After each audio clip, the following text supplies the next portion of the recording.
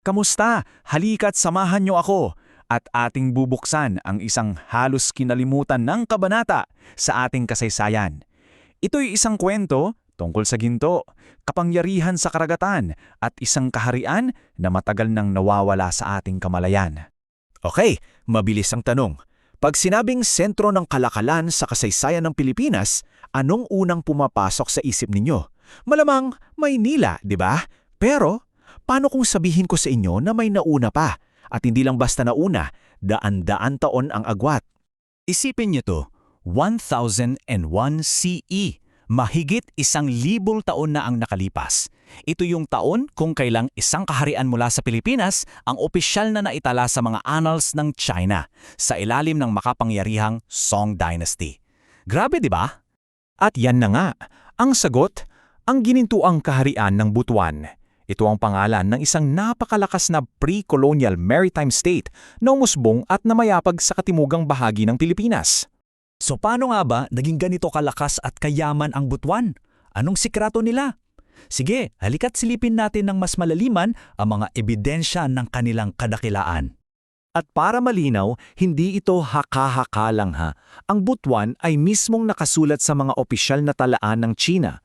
Kilala sila bilang isang kahariang sagana sa ginto at isang napakahalagang partner sa kalakalan.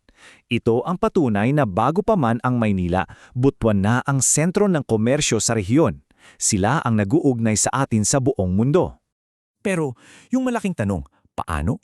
Paano nila nagawa ang lahat ng to? Anong technology nila? Well, ang sagot ay nasa dagat. Ang kapangyarihan nila ay nakaugat sa kanilang pambihirang galing sa paglalayag. At ito ang sagot. Ang balangay, isang obra maestra ng ating mga ninuno. Isipin ninyo, isang bangka na bunuo gamit lang ang mga tabla na pinagdugtong-dugtong ng mga pasak na kahoy at matibay na lubid. Walang kahit isang pako. Ito mismo yung sasakyan na nagdala sa kanila sa tuktok ng tagumpay. So, bakit sobrang importante ng balangay? Simple lang, 3 dahilan. Una, ito ay isang himala ng engineering, isang testamento sa talino ng ating mga ninuno. Pangalawa, ito yung naging makina ng kanilang global trade. Ito ang nagdala ng kanilang mga produkto sa iba't ibang bansa at nag-uwi ng yaman. At pangatlo, ito ang ating direktang koneksyon sa napakalawak na kwento ng Austronesian expansion, ang paglalayag ng ating mga ninuno sa buong karagatang Pasipiko. Okay, ngayong alam na natin kung gaano kadakila ang nakaraan ng Butuan, kailangan nating tanungin ano ang kaugnayan ng lahat ng ito sa ating kasalukuyan. Dito na tayo magre-reflect. Tingnan ninyo ang napakalaking pagkakaiba.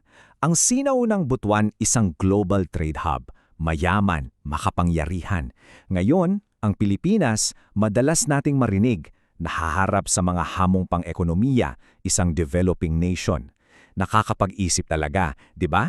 Ano kaya ang nagbago? Ano ang nangyari sa paglipas ng daan-daan taon? Pero sa huli, ang kwento ng Butuan ay isang paalala. Isang paalala ng isang napakagandang pamana. Isang legacy ng katapangan sa karagatan, ng malawak na kaalaman sa mundo, at ng isang lupaing literal na sagana sa ginto. At dito ko kayo iiwan ng isang hamon. Dahil ang pagtuklas muli sa kadakilaan ng Butuan ay hindi lang tungkol sa nakaraan. Tinatanong tayo nito, kung naging pandaigdig ang sentro na tayo noon, ano ang pumipigil sa atin ngayon? At paano natin magagamit ang ginintuang pamanang ito para hubugin ang isang mas maunlad na kinabukasan?